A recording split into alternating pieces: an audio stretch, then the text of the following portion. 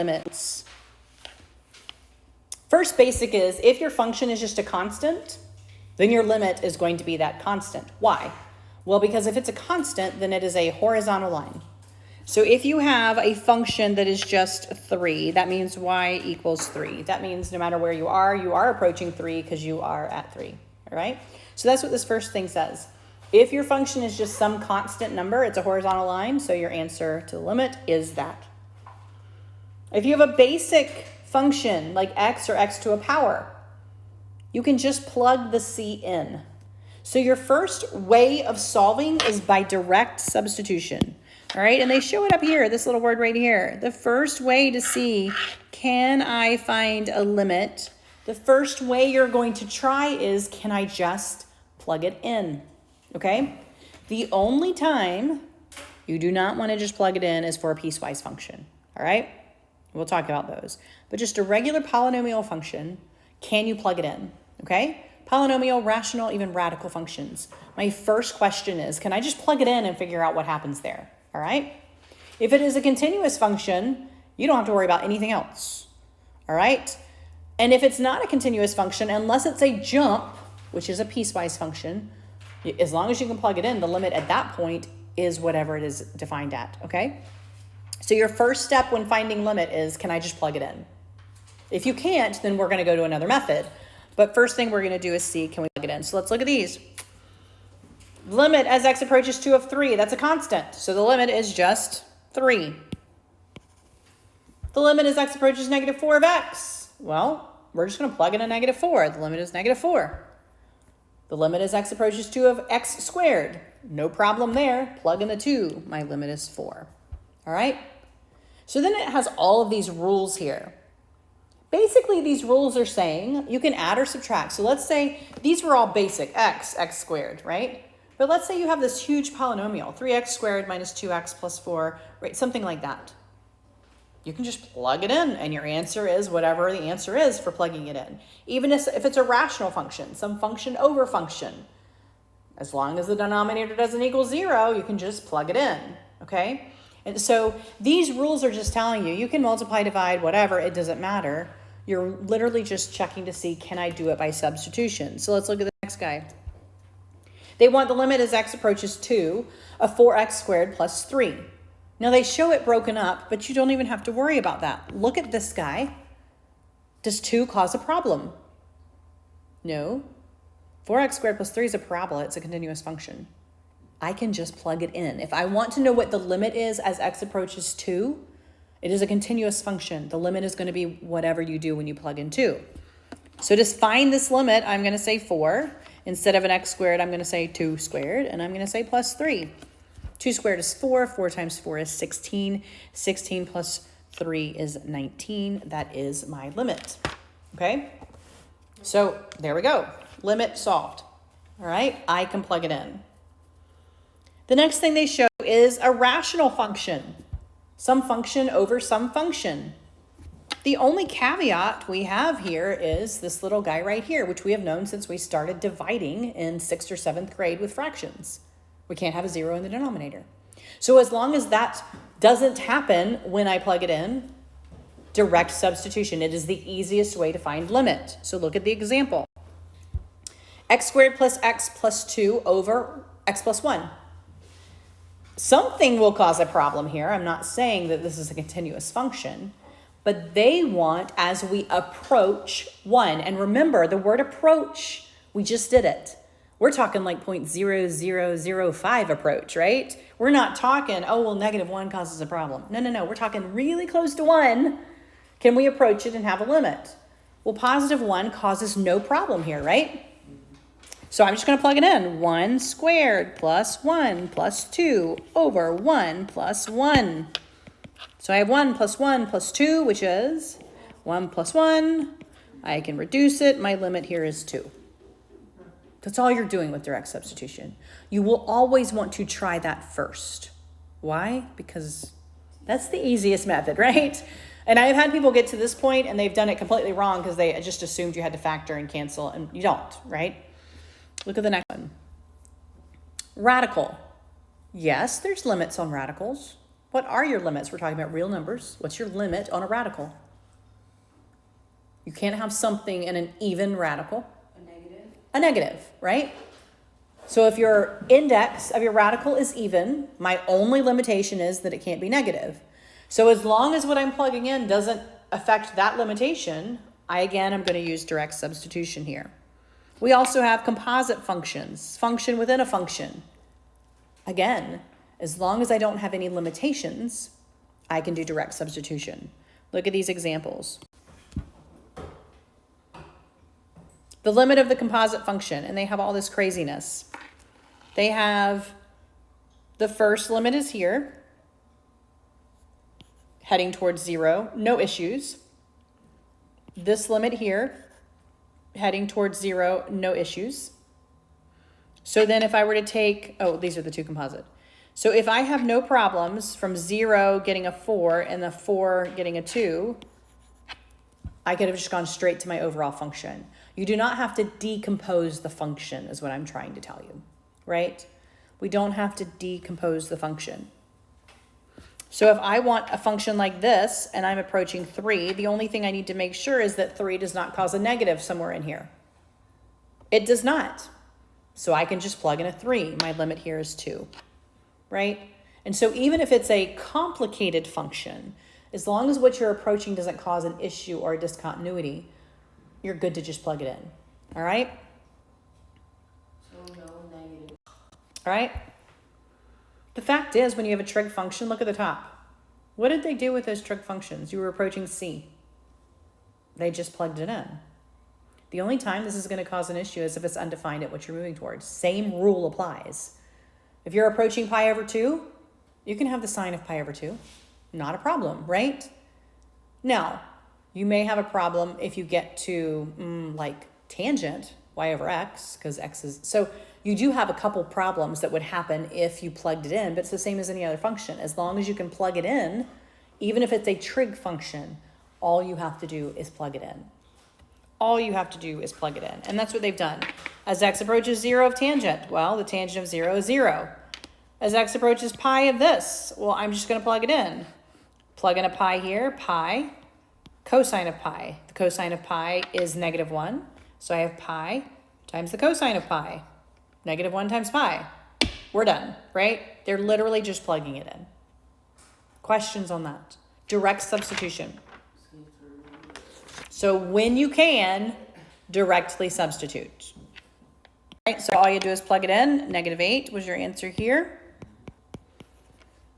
For number 14, also you just plug it in, -2. And for 30, you should have gotten +1. All right, can I see that book? Yeah. Please. Just So when you plug this in, you have the limit Oh, I know, I didn't want to. as x approaches 1 of sine of pi 1 over 2, which is just going to be the sine of pi over 2, which I'm sure you have memorized, which is +1. The y value of pi over 2, which is the top. Okay, so let's say you're given a function and when you plug it in, we have a problem. There are techniques to get rid of your problems, right? And so this is saying functions that agree at all but one point. Another way to say it that you would be familiar with is a removable discontinuity, all right? So let's say you can get rid of your problem by factoring or some other technique. So you're going to say, can I plug it in? And then you're going to go, no, we have a problem. So then you're going to move to these techniques to cancel out your problem, all right? And the first one is just dividing it out, all right? So if you look at example 6, we have x cubed minus 1 over x minus 1 is my function. And they want the limit as x approaches +1. +1 causes a problem. What's the problem? It's a 0. It's a 0. And so I do want to find the limit. So I am still finding the limit. I write this down because I don't want to forget what I'm actually doing here. And then I'm going to factor. And I know you all remember factoring of 2 cubes. A cubed minus b cubed is a minus b. A squared plus 2ab plus b squared. I know you all know that. So. No. Just ab, sorry, not 2ab. So if you don't remember, a cubed minus b cubed, we have a minus b. We have a squared plus ab plus b squared. All right. And so my A is X, my B is 1. So my factoring is going to look like this. X minus 1. X squared plus 1 times X plus 1 squared, which is just 1, all over X minus 1. All right. Does everybody see that I factored it? Even if you don't remember how to factor. All right. Can I cancel anything? X minus 1. I can, which eliminates my problem. So now I have the limit as x approaches 1 of x squared plus x plus 1. Can I now substitute? I can substitute. And the truth is that even if there's a hole, so if you look at this graph, if I were to give you this picture and say, what is the limit as x approaches 1? And I know you probably can't see it, but 1 is right here. All right. You would follow that graph along and you would say, well, I'm tracking to 3 on this side and I'm tracking to 3 on this side, so my limit is 3. It does not matter that it was a removable discontinuity, which we all remember is where a hole exists. It doesn't matter that a hole is there. It matters what I am approaching. And so if you remove the hole, it's the same technique that I taught you on how to figure out where your hole is. Remove the hole and plug it back in, and it'll tell you the Y value of your hole, right? That's what you just did. You removed the discontinuity, and then you just plugged it back in to see where it was approaching. It was approaching 3. And you can see it visually, even if you didn't have the functionality if you didn't have the ability to cancel it out and you had the picture, you would be able to see it's approaching 3. If you don't have the picture, you can cancel it out and you can see it's approaching 3. Get rid of your problem and then go right back to substitution. Factor out your problem, cancel it out, then see if now can I substitute now that I canceled my problem out. X squared plus x minus 6 over x plus 3. They want the limit as x approaches negative 3. Negative 3 causes a problem. This is factorable. How do I factor this guy? How do I factor the numerator? X plus 3. Yeah, so we have 3 and 2, right? 3 is positive, 2 is negative. Factors of negative 6 that add up to positive 1. Then you can see that I fixed this issue here. So now I can use this. And my problem is gone. Negative 3, I'm just going to substitute that in. So my limit here is negative 5. Rationalizing. Now you will have seen this technique when you were dividing stuff using the conjugate. All right. So the conjugates sound familiar. It's using the same two terms but changing the middle sign. Okay. We did it when we were dividing like imaginary numbers. If you had a plus 2i on the bottom, you would multiply top and bottom by a minus 2i. Okay. It was multiplying by the conjugate. So we're going to apply that same technique here. So here we have the limit as x approaches 0 of the square root of x plus 1 minus 1 over x. Obviously, if I plug in a 0, I have a problem, right? So I am going to rationalize wherever I have the radical, all right? By that, I mean I am going to take this guy right here, x plus 1 minus 1 over x, and I am going to multiply the top and the bottom by the conjugate of my radical. So I'm going to say this is x plus 1, and instead of minus 1, I'm going to multiply by plus 1. All right, we good?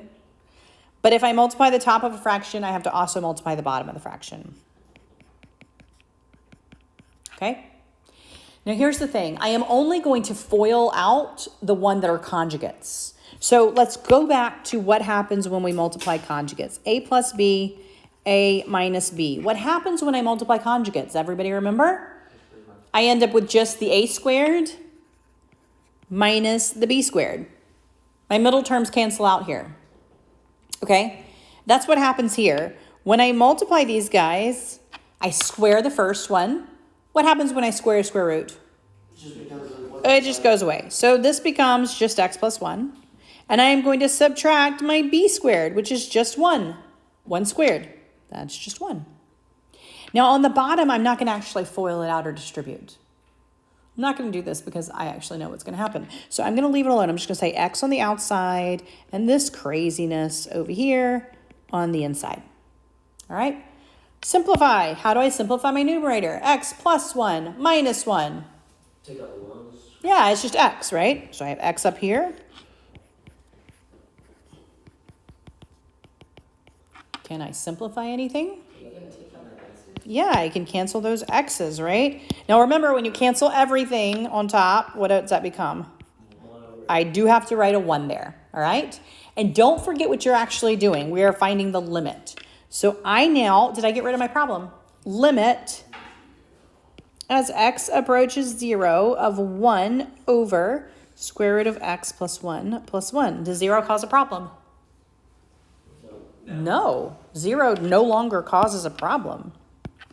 So I can just plug it in. My limit is going to be 1 over 0 plus 1. Well, that's just 1 plus 1. What's the square root of 1? 1. Right, so 1 over 1 plus 1. 1 over 2. My limit is 1/2.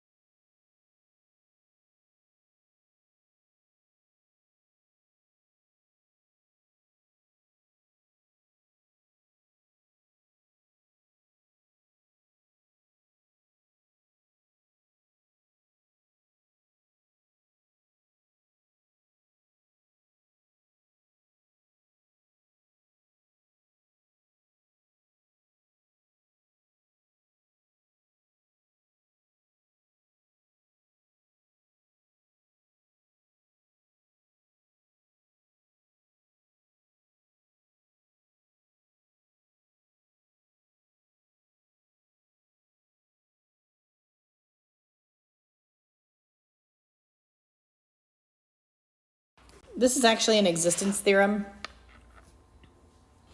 If h of x is less than f of x, which is less than g of x for all x on an open interval containing c, except possibly c itself, then the limit of h of x is equal to L, which equals the limit of x as x approaches c of g of x.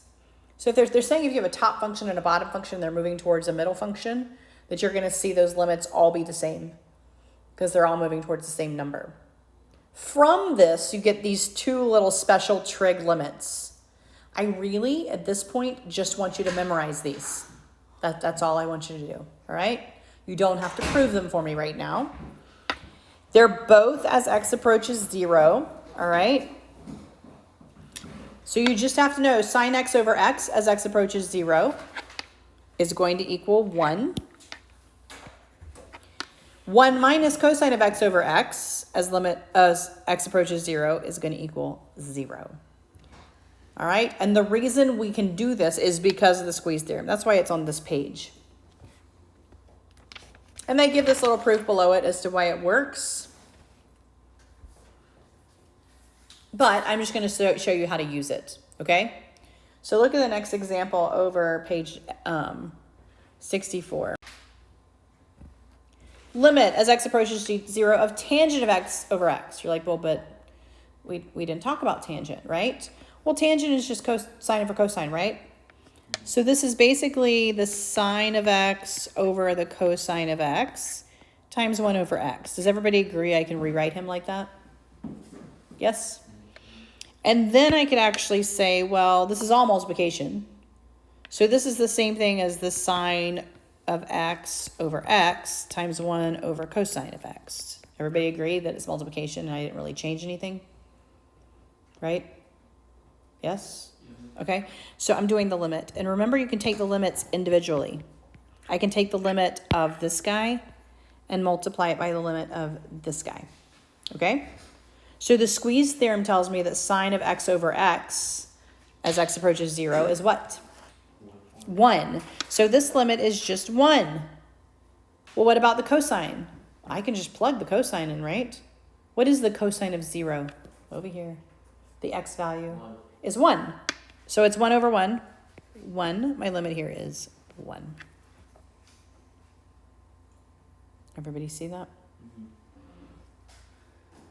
Took me a second, but I